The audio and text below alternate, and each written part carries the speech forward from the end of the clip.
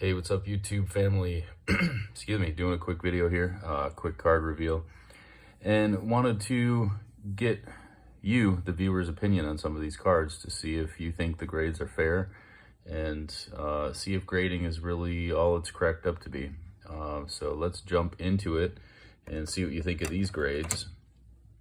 Let's start it off with a Bo Jackson, his signature scorecard. It was looking pretty sharp to me, and I just wanted one of these to be graded and be in a case. I thought it'd be a 10. Let's see what we got here. 9.5. All right, that's pretty close. Pretty close.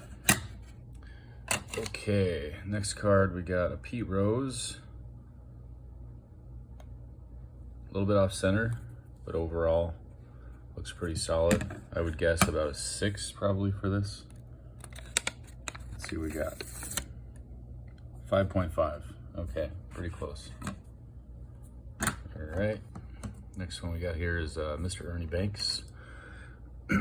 Excuse me. Judging on how Pete Rose just did, yeah, I would say this would be probably in that same ballpark. 5 or, well, probably like a 6 maybe. Ah, 6, okay. There we go. Now that's pretty standard for these vintage cards. It is hard to get higher grades on these vintage, even ones that are in really good shape, really good surface, corners, all that. All right, we got our first mantle here. 64, I believe. Centering is really nice on this one. I was hopeful for a really high grade on it. Maybe an 8 would have been, or would be really cool. But it was given authentic evidence of trimming. Well, that is definitely going to crush the value of it. Definitely a bust. It's still a nice looking card though. Oh, and while we're on the subject of trimming, one way to help prevent or help determine if a card's been trimmed is to get a case just like this. And if the card fits flush in this case without rattling around, a good chance is it's not trimmed. But if there is space, if it rattles, if the edges aren't, even, or if the edges aren't straight, I should say, I would recommend do not buy that card. I have definitely come into some trim cards lately, or in the past, I should say, and yeah, they're definitely not worth nearly as much. The other thing you can do is you can get a jeweler's loupe online, and you can look at the cards under magnification. And there are ways to tell by the coloring and patterns whether a card's authentic or not. So just some quick tips. And all right, we got a Joe Morgan. I thought this card looked really nice. That centering is really good. So based on the other ones, if this Rose and Banks are getting 5s and 6s,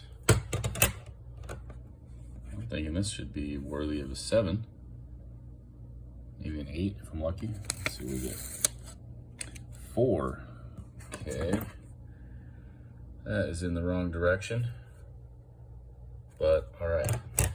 Here's what it is.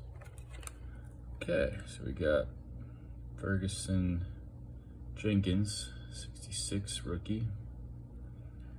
Again, this one really well centered, in my opinion. What do you think, audience? 7? Maybe an 8? Let's see what we got. 6. All right. Now they typically grade based on 4 categories: surface, edges, corners, and centering. And you can get a really good feel for the corners, centering, and edges a little bit, but with this video you can't really tell how good the surface is. I can't really show you now that it's encased like that, but I definitely looked at these very closely And if I see a dent in the centering, or a dent in the card, I mean, I'm not sending it, because it's just, you know, it's not worth it. It's going to get a low grade. So yeah, I can assure you the surface on these cards are solid. So they shouldn't be marking down. Now this Roger Maris I thought was beautiful. Could be an 8, 9, maybe even a 10 if I hit the lottery on it. Let's see what we got. 8. Okay. Whoop. All right, 8. I was hoping for a 9 or 10, but I will certainly take an 8. Okay. All right, next mantle we got here. Oh, let me put this back. Hopefully nobody saw that. Okay, got a mantle. Mantles clutch home run. I like the centering on this one, and the corners were sharp. I think it had a little spot on it. Oh yeah, a little mark, if you can see it. There's a little paint right here. So let's see what this one got. Yeah, let's see what it got. 7. All right. Okay. That'll work. On to Ray Nitschke. Funny story about this one. I sent this one in. It looked really nice to me. There was a little surface crease, very, very small. I think around this area here. But the centering for this card is immaculate. I've seen these cards before, and those little fish eyes, what is that? Those are common for cards like this. I was hoping for an 8 or so on this card, maybe 8.5. I initially sent it in, got a 6, didn't like it, cracked it out, sent it back, and ended up getting 7.5, which I do think is fair. I was expecting more of an 8, but yeah. All right, another mantle. Definitely off center. Let's see what we got here. Authentic. Evidence of trimming. Well, shit. Yeah, this card, it looks like there's some surface issue. Well, not surface, but whatever those little like fuzzy looking things are. That's not on the surface. That's just how the card looks. So not sure what this would have got if it wasn't trimmed, or if there wasn't evidence of trimming. But I guess at this point it is good, because it proves that it's authentic. It's not a fake card, 100% real. It's just they're not willing to give it a grade because they believe it's been tampered with. And again, that's where, if you're looking at these vintage cards, some people did trim them, and you know, or sometimes PSA and other graders won't grade it because it's min sized, and it doesn't, you know, it doesn't, and even also too, it can come from the factory, you know, like they'll even admit, I've gotten cards where they say it's min size from the factory. So like the grader knows it's authentic, they know it hasn't been tampered with, but if it's just not the right size, they still will refuse to grade it. So yeah, again, I fall back on that advice. I would buy one of these cases, make sure it fits in here snug, and if it doesn't, don't buy it. Save your money. All right, we got a Bob Clemente. I thought this card was awesome looking. I was hoping for an 8. Maybe a 9 if hit the jackpot, but 7. All right. For 1960, for a 64-year-old card, it's pretty badass. But I think you're probably seeing a trend by now that these older cards, it's almost impossible to get 9s and 10s on these. Doesn't matter how nice, like this one, centering, another mantle. Centering looks incredible on this one, to me. I was hoping for a 9 or a 10, actually. Maybe a 9. So we got 7. I don't know what this grader saw, but I think there's a little bit of some robbage there. All right, let's, oh, hopefully nobody saw that. Okay, wait a minute, let me adjust this here. There we go. Okay, so this mantle, I saw this and had to pick it up. Because I was like, this centering is ridiculously good for a 61 mantle. Ridiculous. Preposterous, you know what I mean? And a lot of these had print defects too. There's a little blue spot right there, which actually is common for this card. These would have a lot of fish eyes and errors and whatnot. I was hoping for an 8, maybe an 8.5. Let's see what we got. 6.5. All right, definitely lower than what I thought. And I've looked at pictures of this card online, previous high PSA grades. There are 8s, 8.5s that look way worse than this, that have way worse centering. So 6.5 is definitely, I respectfully disagree. The benefit though is 100% authentic and in a protective case from a well-known grader. So I guess at least there's that. Okay, let's see here. We got, these are coming off. All right, we got Mr. Roberto Clemente,